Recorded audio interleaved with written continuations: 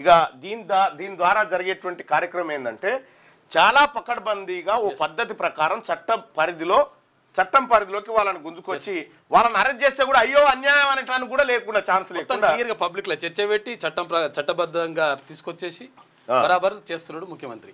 గత సీఎం నాటి మంత్రులపై నిర్ణయం ప్రభుత్వాందే, అధికారులపై చట్ట ప్రకారం చర్యలు తీసుకోవాలి కమిషన్ సూచన. గత సీఎం నాటి మంత్రులపై నిర్ణయం ప్రభుత్వాందే అని చెప్పి ఏది కమిషన్ సూచన చేసింది. కమిషన్ సూచన చేసినటువంటి అంశాలని నిన్న దాదాపు గంట పాటు వివరించారు.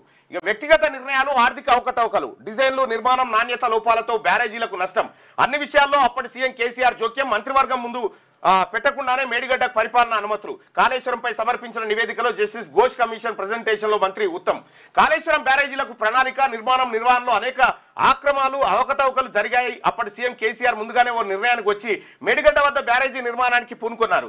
బ్యారేజీల రూపకల్పన నుంచి పరిపాలన అనుమతులు, నిర్మాణం వరకు అన్ని ప్రభుత్వ నిర్ణయాలుగా కాకుండా వ్యక్తిగత నిర్ణయాలుగా జరిగాయని జస్టిస్ ఘోష్ కమిషన్ నివేదికలో పేర్కొందని మంత్రి ఉత్తమ్ కుమార్ రెడ్డి తెలిపారు. ఇక 3 బ్యారేజ్ల నిర్మాణానికి సంబంధించిన అన్ని విషయాల్లో అప్పటి సీఎం జోక్యం చేసుకోవడంతో పాటు సూచనలు ఇచ్చారని, ప్రభుత్వ అధినేతగా కాకుండా ఇప్పుడు అధికారులు దీన్ని సరిచేయాలి.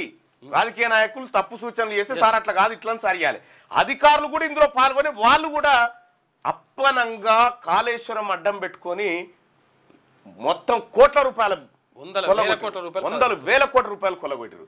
దాంట్లోనే ఇప్పుడు నిజంగా దీంట్లో కనుక ఇరికితే కేసీఆర్ ఇప్పట్లో ఎల్లుడైతే ఉండదు.